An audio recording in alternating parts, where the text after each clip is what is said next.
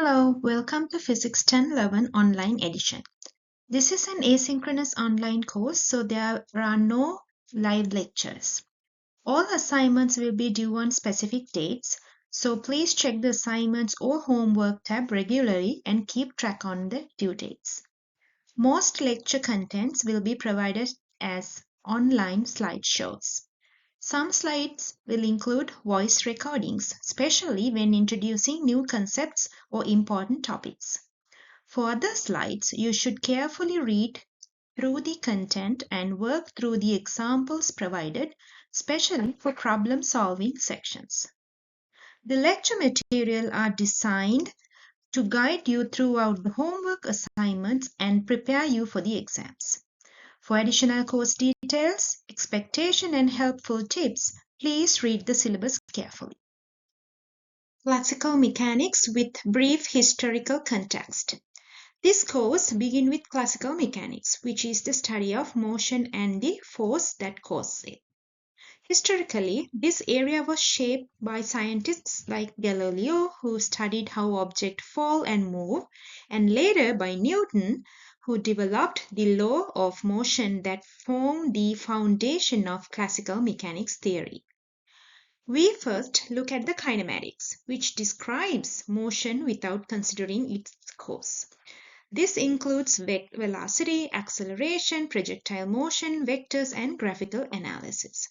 Then we move to dynamics, where we study what caused the motion. This is mainly forces and how they interact based on Newton's law.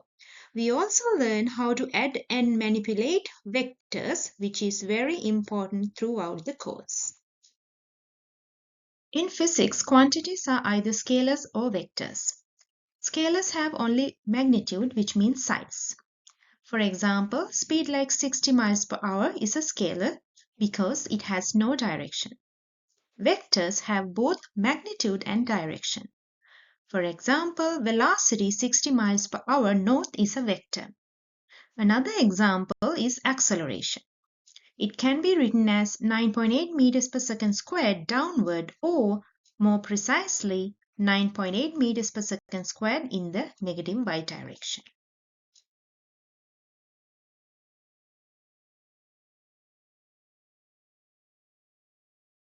In the next few slides, we will begin studying motion in one dimension, which means motion along a straight line.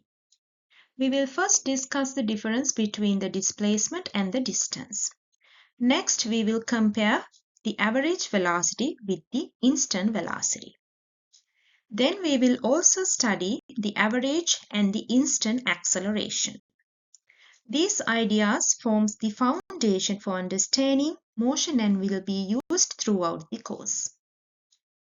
This example helps show the difference between the distance and the displacement. The cat travels along a path while moving towards the mouse. The total path traveled is 8 meters, which represents the distance. However, displacement only looks at the change in position from the starting point to the ending point. So in this case, the displacement from the cat's position to the mouse's final position is only 2 meters. So distance measures the entire path traveled, while displacement measures the shortest straight line change in position between the start and the end points. Using the same example, we can now compare average velocity and average speed. As you can see in the first bullet point, average velocity is calculated using displacement divided by the change in time. Using the previous slide, we can calculate the average velocity, which is the displacement 2 meters divided by the change in time, which is 2 seconds. So the average velocity is 1 meters per second. The second bullet point shows you the equation for average speed, which is different because it uses the total distance traveled instead of the displacement. So in the cat's example, the total distance traveled is 8 meters in 2 seconds. The average speed can be calculated using this equation, which is 4 meters per second. This shows that average speed and average velocity are not always the same. We can also define instant velocity. This describes the velocity at a specific moment in time, such as the speed shown on a car's speedometer at one instant. Mathematically, instant velocity is found by taking the limit as the time interval approaches to zero, which gives the derivative of position with respect to the time.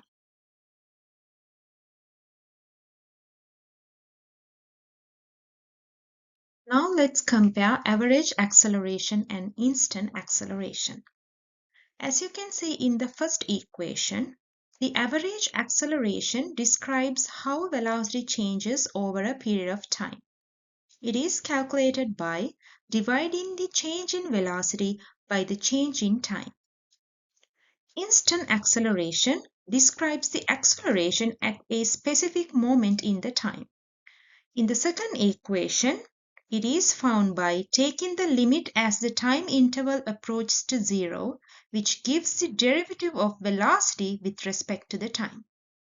An important note is that if acceleration is a constant, then the average acceleration and the instant acceleration are equal.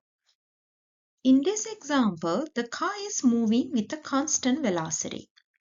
At time 0 seconds, the car starts at position 0 meters. After 1 second, it has traveled 100 meters.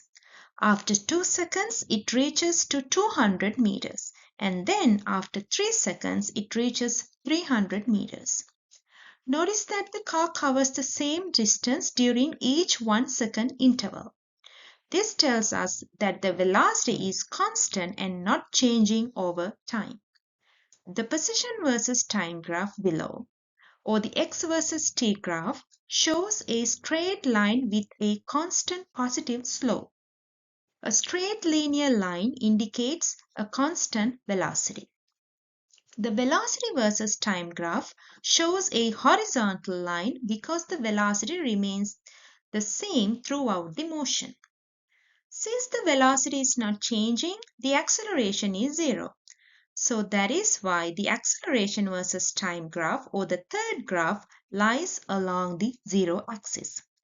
So in constant velocity motion, position changes linearly with the time, the velocity stays as a constant, and the acceleration is zero.